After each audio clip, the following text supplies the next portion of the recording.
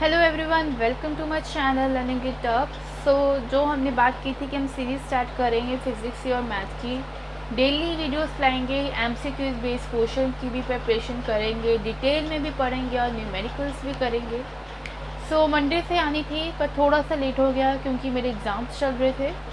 But now exams मेरे अब ख़त्म हो चुके हैं, तो अब डेली वीडियो आ जाएंगी। सैटरडे तक, फ्राइडे तक आएंगी, Monday to Friday. Then Saturday Sunday को नहीं, सैटरडे संडे को आप रिवीजन करेंगे। ओके, तो स्टार्ट करते हैं। What is electrostatic charges. सबसे पहले हम इनकी इंट्रोडक्शन को हम पढ़ लेते हैं। Many of us have the experience of seeing a spark और hearing a crackle when we take off our synthetic shirts or nylon sweaters, particularly in dry weather। कहा है कि बहुत बार हमने एक्सपीरियंस किया है या देखा है या सुना है या हम सुनते हैं कि जब भी हमने ड्राई वेदर में सिंथेटिक शर्ट्स या नायलन स्वेटर्स पहने होते हैं तो हमें कुछ फील सा होता है, लाइक शॉक सा, इलेक्ट्रिक शॉक होता है ना, थोड़ा सा माइल्ड सा फील होता है। या हमने कभी क्रैकल सी आवाज़ भी सुनते हैं, क्रक क्रक जो होती है आवाज़, उसे हमने फील किया है। कि sometimes we feel the sensation of an electric shock while opening the door of our car or by holding the iron bar of a bus after sliding from our seat. Again a person, okay वो कह रहा है कि बहुत बार हमने तब भी sensation feel की है। बहुत थोड़ी, ऐसा नहीं है कि इलेक्ट्रिक शॉक बहुत ज़ोर से लगता है, बहुत थोड़ा सा पता लगता है, हमें फील होता है कई बार कि जब हमने कार के डोर को ओपन करते हैं या जब हमने बस में बैठे होते हैं, तो कई बार हम जब सीट से स्लाइड हो जाते हैं ना, तो हमने जब रोड पकड़ते हैं, आयरन की जो रोड होती है, तब भी हमें सेंसेशन सी फील होती है इलेक्ट्रिक शॉक की, माइल्ड सी। कहते हैं again a person walk briskly mean fast चलना on a woollen carpet experience a very mild electric shock on touching an iron gate. The reason for these experiences is discharge of electric charges through our body which were accumulated due to rubbing of insulating surfaces।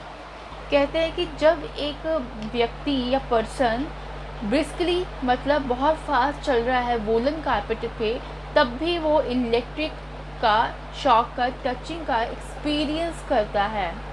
ठीक है, अब उसने कहा ये क्यों होता है? Because of discharge of electric charges through our body. जब हम चल रहे हैं तो रब हो रही है ना, इंसुलेटिंग सर्फेसिस मीन्स रब हो रहा है। एक हमारा पैर का जब हम चल रहे हैं वो रब हो रहा है। देन वूलन, जब वूलन कारपेट है उसमें दोनों के भी चीज़ में रबिंग हो रही है, तो उसमें इलेक्ट्रिक चार्ज जो है वो डिस्चार्ज कर रहा है, उसके कारण हमें इलेक्ट्रिक शॉक का जो फील हो रहा है। ओके,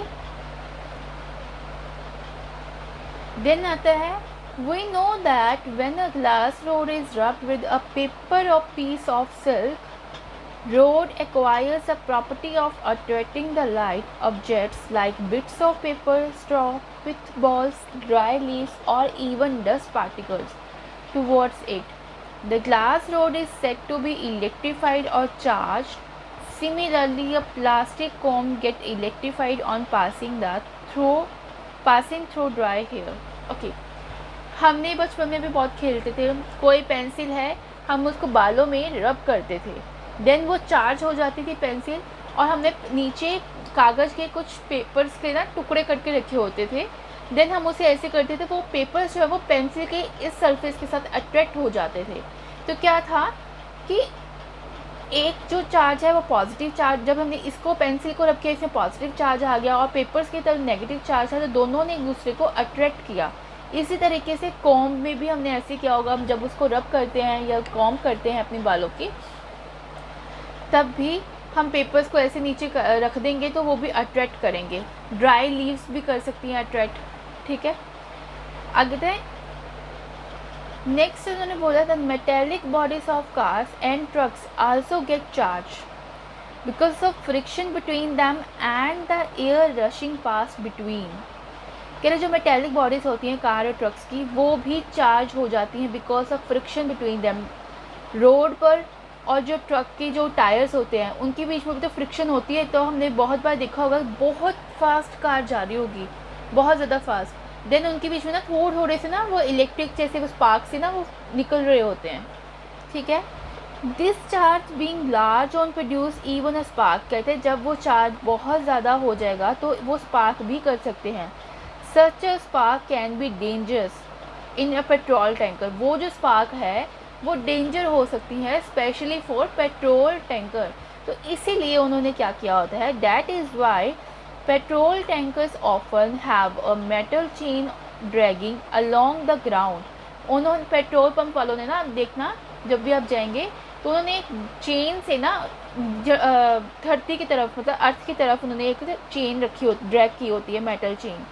उससे क्या होता है, जो चार्ज प्रोड्यूस होता है ना leaks to the ground through the chain, वो ग्राउंड की तरफ चला जाता है charge through the chain. Nowadays a tyre और cars and trucks are made by adding a carbon compound to the rubber। ये याद कर लीजिएगा, जो है ना टायर जो है कार के और ट्रक्स के, उनमें एक चीज़ ऐड की गई है carbon compound to the rubber the facility to the charge built up on the body vehicle to leak the ground, ताकि वो जो चार्ज है वो ग्राउंड की तरफ लीक होता जाए। तो बोला है we learn from the above that electric charges are produce due to friction between two insulating bodies. हमने हर जगह यही पढ़ा है, जब भी हमने इंसुलेटिंग बॉडी को रब किया है तब ही चार्ज डिस्चार्ज हुआ है, ठीक है। The charge on insulating bodies can not move on their own. जब भी इंसुलेटिंग बॉडीज़ है ना वो चार्ज को फ्रीली मूव नहीं करने देता है जब तक हम उसे रब नहीं कर लेते। इसीलिए हम उन चार्जेस को क्या कहते हैं, स्टैटिक चार्जेस। पूछ सकते हैं आपको पेपर में कि आप स्टैटिक चार्जेस क्यों कहते हैं इन चार्जेस को। ओके, आगे हम डेफिनेशन पढ़ते हैं। What is electrostatic. Now what is electrostatic. पहले तो इलेक्ट्रोस्टैटिक का मतलब समझ लीजिए। Electro means charge, static means rest. हमने पूरे चैप्टर में यही देखना है कि पॉजिटिव और नेगेटिव चार्ज जो है ना वो रेस्ट में ही है, बट जब हम उन्हें रब कर रहे हैं देन वो डिस्चार्ज कर रहे हैं, ठीक है। इलेक्ट्रोस्टैटिक डेफिनेशन लिख लीजिए, आपको प्रॉपर नोट्स भी मिल जाएंगे मेरे टेलीग्राम चैनल में।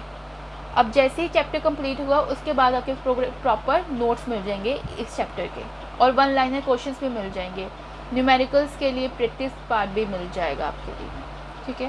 What is electrostatic, the branch of physics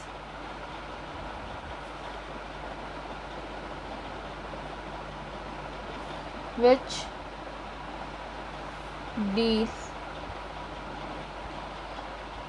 with the study of charges at rest।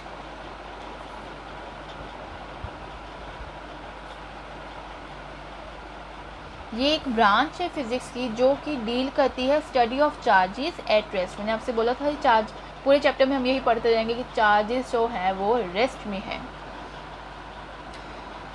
The force between,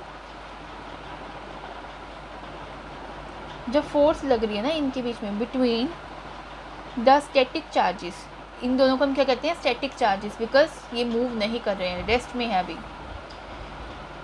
the static charges fields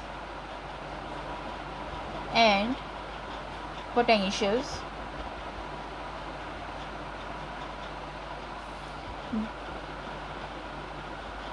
कहते हैं जो फोर्स हो रही है ना इन दोनों स्टैटिक चार्जेस के बीच में, फील्ड हो रही है या पोटेंशियल हो रही है, ड्यू टू दीज चार्जेस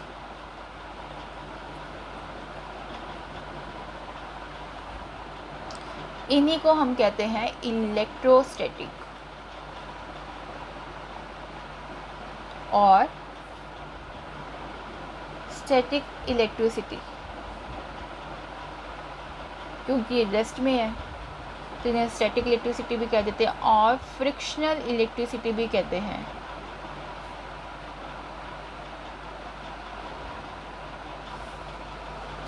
ठीक है। आता है हमारे पास what is electric charge.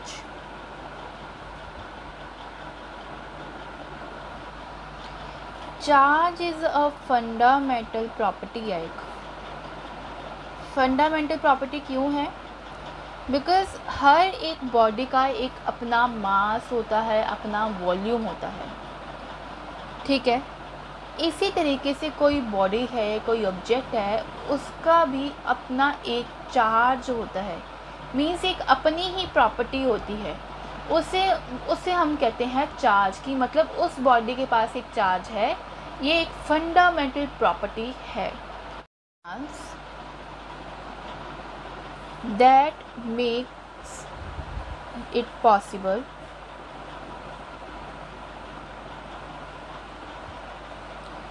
to make or exert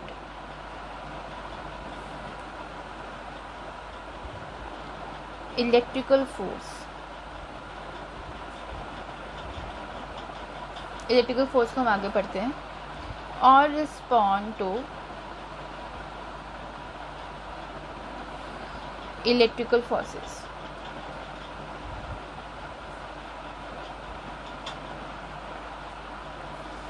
ठीक है। अब हम इलेक्ट्रिक चार्ज का जो एसआई यूनिट है ना, वो है कूलम, सी, और सीजीएस में इसको हम कहते हैं स्टैट कूलम। उसके बाद आता है हमारे पास ना 3 एलिमेंट्री पार्टिकल्स हैं। 3 एलिमेंट्री पार्टिकल्स हैं। एक एटम है,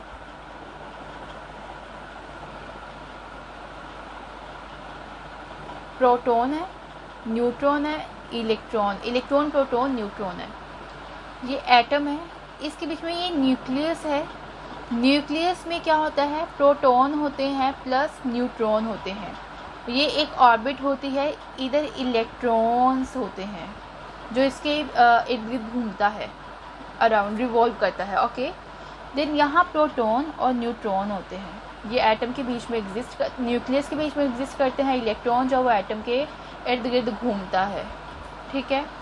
अब ये चार्जेस जो हैं, ये जो इलेक्ट्रॉन है, प्रोटॉन है, ये न्यूट्रॉन है, ये क्या है? इनमें कितना चार्ज होता है, इनका क्या मास होता है? देखिए, इलेक्ट्रॉन जो है वो नेगेटिव होते हैं,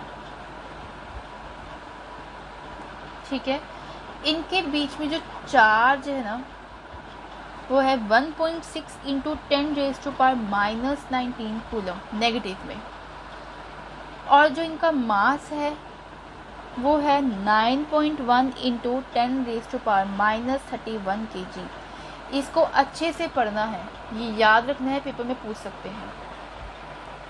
नेक्स्ट आता है प्रोटॉन, पॉजिटिव होता है। चार्ज जो इसके ऊपर होता है वो होता है पॉजिटिव, 1.6 इंटू 10⁻⁻19 कूलम। मास होता है 1.6 इंटू 10⁻⁻27 kg। न्यूट्रॉन जो होता है ना, वो होता है न्यूट्रल, मीन्स ना उसके पास पॉजिटिव चार्ज है ना ही नेगेटिव चार्ज है, इज ज़ीरो। और जिसका मास है वो है 1.6 इंटू 10⁻⁻27 kg। इलेक्ट्रिसिटी के बारे में पढ़ लिया है, इलेक्ट्रिक चार्ज के बारे में पढ़ लिया है, देन हमने मास के बारे में पढ़ लिया है, मैंने चार्ज भी बता दिए हैं आपको। नेक्स्ट उसने बोला है because of their mass these particles attract one another by gravitational force। कहते हैं कि ये जो पार्टिकल्स हैं ना, ये एक दूसरे को अट्रैक्ट करते हैं by gravitational force। Thus an electron attract another electron at a distance of 1 centimeter with a gravitational force। कहते हैं 2 इलेक्ट्रॉन्स हैं, वो एक दूसरे को अट्रैक्ट कर रहे हैं, क्यों? 1 सेंटीमीटर पे हैं, ग्रेविटेशनल फोर्स के कारण। अच्छा, ग्रेविटेशनल कांस्टेंट कितना होती, क्या वैल्यू होती है उसकी? उसकी वैल्यू होती है ये भी याद रख लेना, ग्रेविटेशनल कांस्टेंट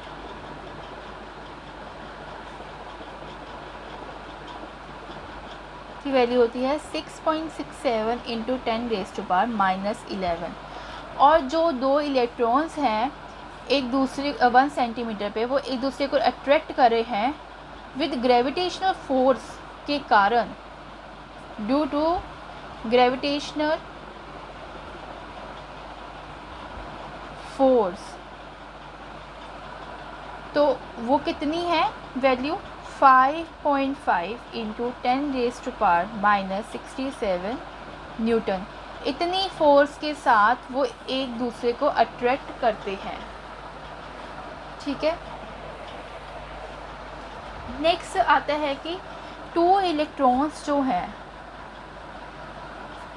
टू इलेक्ट्रॉन्स जो 1 सेंटीमीटर में हैं, वो एक दूसरे को रिपेल करते हैं, ईच अदर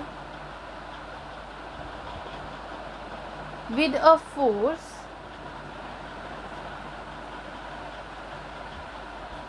(2.3 इंटू 10⁻⁻24 न्यूटन। और इसी फोर्स को हम कहते हैं इलेक्ट्रिकल फोर्स। ये ग्रेविटेशन फोर्स के कारण अट्रैक्ट रिपेल नहीं कर रहे हैं, ग्रेविटेशन फोर्स के साथ तो वो एक दूसरे को अट्रैक्ट कर रहे हैं। कितनी फोर्स के साथ? 5.5 इंटू 10⁻⁻67 न्यूटन। ये इलेक्ट्रिकल फोर्स है जो इन दोनों को रिपेल कर रही है।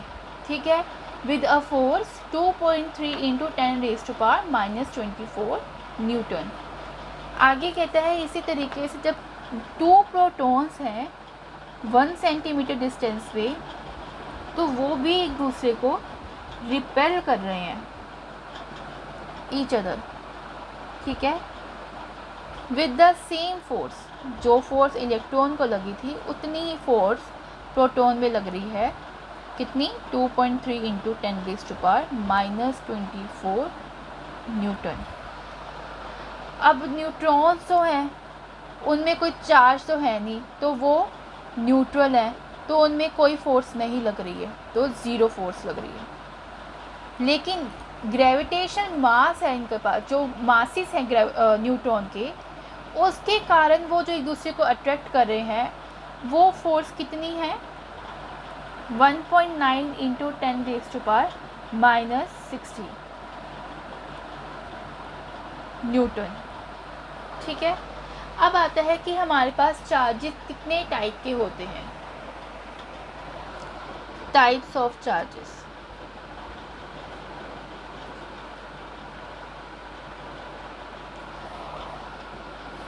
टू टाइप्स के होते हैं, पॉजिटिव और नेगेटिव। अब इनमें एक टर्म यूज होती है लाइक चार्जेस और अनलाइक चार्जेस। अब आपने जब पीछे देखा कि इलेक्ट्रॉन जो है वो एक दूसरे को रिपेल कर रहे थे, जबकि वो मास के कारण ग्रेविटेशन फोर्स के साथ अट्रैक्ट करने चाहिए, लेकिन जब फोर्स लग रही है इन दोनों के बीच में, तो वो एक दूसरे को रिपेल कर रहे हैं। क्यों कर रहे हैं ये अब आप समझिए। Like charges means if one charge is positive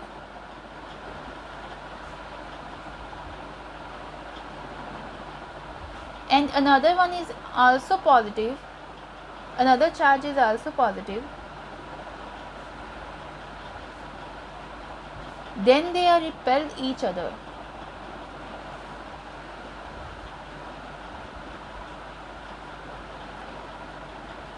like charges में क्या है कि अगर दोनों चार्जेस पॉजिटिव हैं तो वो एक दूसरे को रिपेल करेंगे। दोनों नेगेटिव चार्जेस हैं तो वो एक दूसरे को रिपेल करेंगे। Unlike charges means when one charge is positive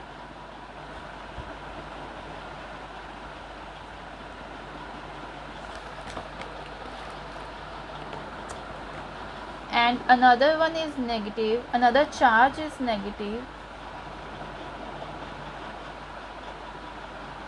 then they attract each other. तो वो क्या कर रहे हैं, अट्रैक्ट कर रहे हैं एक दूसरे को। पॉजिटिव चार्ज, नेगेटिव चार्ज, दे अट्रैक्ट ईच अदर।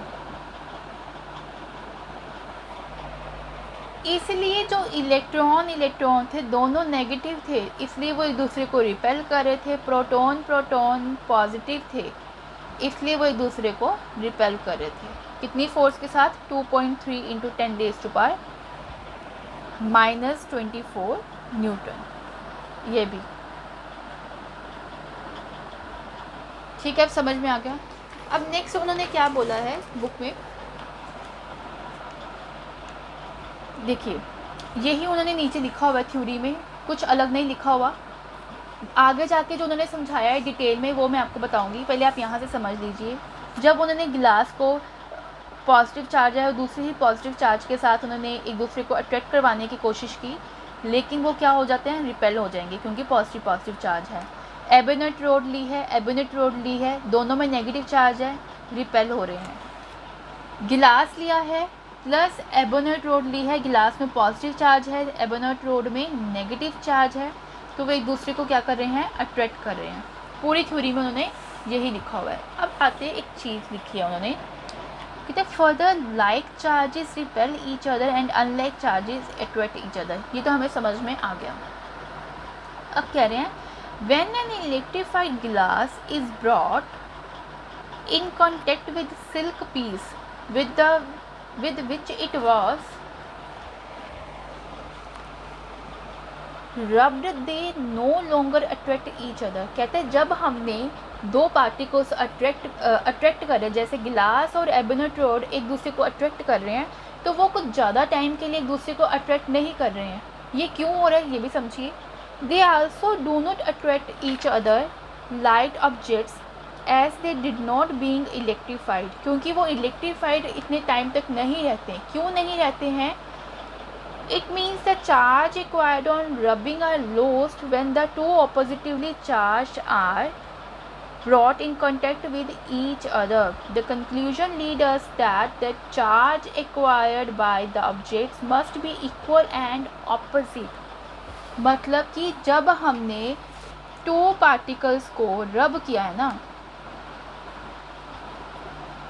तो उसमें इक्वल पॉजिटिव चार्ज प्रोड्यूस होते हैं, positive and negative charge produce होते हैं। मीन्स अगर दो पॉजिटिव चार्जेस हैं तो दो ही नेगेटिव चार्ज है, तो एक पॉजिटिव नेगेटिव इकट्ठा हो गया, एक पॉजिटिव नेगेटिव इकट्ठा हो गया, तो वो जब चार्ज हो गए, अब जब दोनों ही पॉजिटिव चार्जेस ख़त्म हो गए हैं तो वो एक दूसरे को अट्रैक्ट ही नहीं करेंगे। तो ये रिजल्ट निकल के आया है, जब भी हमने दो इंसुलेटिंग सरफेसेस को रब किया है वो एक दूसरे को अट्रैक्ट करते हैं, जब तक कि उनके पास दोनों के पास पॉजिटिव नेगेटिव इक्वल क्वांटिटी में है। जब दोनों एक दूसरे के साथ जुड़ जाएंगे, अट्रैक्ट हो जाएंगे, तो चार्ज कम ख़त्म हो जाएगा, तो उसमें फिर वो अट्रैक्ट नहीं करते हैं एक दूसरे को। That is why the neutralize और नलीफाई ईच अदर इफेक्ट। इसलिए नल इफेक्ट मतलब ज़ीरो इफेक्ट हो जाता है उनका। एंड अमेरिकन साइंटिस्ट है एक name the two kinds of charges are positive and negative. इसलिए इन साइंटिस्ट से अमेरिकन के बेंजामिन फ्रैंकलिन इनका नाम था, जिन्होंने इनको चार्जेस का नाम दिया था पॉजिटिव और नेगेटिव। कहते बाय कन्वेंशन चार्ज हम जब हम बॉडी को हम दो टाइप से चार्ज कर सकते हैं, एक कन्वेंशन एक by induction. By convention charge acquired by glass rod और cat's fur is called positive. Charge जो है वो एक्वायर करे ग्लास रोड में और कैट फर में वो पॉजिटिव है। And the charge acquired by ebonite और असेंबर रोड और silk cloth is called negative. जो हमने पीछे पढ़ी है इनमें, तो इसको जब उन्होंने ग्लास को फर के साथ भी रब किया है, कैट के फर के साथ, तो उस पर क्या आया है, पॉजिटिव चार्ज आया है। लेकिन कहते हैं कि जब उन्होंने एबोनेट रॉड को सिल्क क्लॉथ के साथ किया था तो नेगेटिव चार्ज आया था, तो दोनों एक दूसरे को अट्रैक्ट कर पाए थे। Hence, there are two kinds of charges. The property which differentiates two kind of charges is called polarity of charge. जो प्रॉपर्टी है जो चार्जेस की, वो एक दूसरे को डिफ्रेंशिएट कर रहे हैं टू काइंड्स ऑफ चार्जेस के साथ, पॉजिटिव नेगेटिव, इज कॉल्ड, उसे हम क्या कहते हैं, पोलैरिटी ऑफ चार्ज। इसे आप हाईलाइट कर लीजिएगा, polarity of charge. If a body possesses an electric charge, it is said to be charged or electrified. When it has no charge, it is said to be okay. जब कोई body charge होती है तब हम उसे कहते हैं electrified और चार्ज, लेकिन जब उसके पास कोई चार्ज नहीं है तब हम उसे कह देते हैं न्यूट्रल। नोट करना है एक, that only rubbed area of non-conducting body get charge and this charge does not move to other part of the body. The charge is static on rubbed portion only। देखिए ये para बहुत important था, इसको detail में पढ़ लेना, मैंने समझा दिया है सारा। अब आपको इसके पॉइंट्स हाईलाइट कर लेने हैं। इनके जितना मैंने पढ़ाया है इसके वन लाइनर भी आपको मिल जाएंगे, लेकिन तब मिलेंगे जब पूरा चैप्टर कंप्लीट हो जाएगा। आज के लिए बस इतना ही। कल हम पढ़ेंगे conductors, insulator and dielectrics, gold leaf electroscope और origin of electric charge in electrostatic. ये 3 टॉपिक कंप्लीट करेंगे, थोड़ा थोड़ा करके पढ़ेंगे, अच्छे से पढ़ेंगे, डीप पढ़ेंगे, ताकि हमें इजीली समझ में आए और हम पेपर में एमसीक्यूज क्वेश्चंस की प्रिपरेशन अच्छे से कर सकें। ठीक है, तो आज के लिए बस इतना ही, मिलते हैं कल।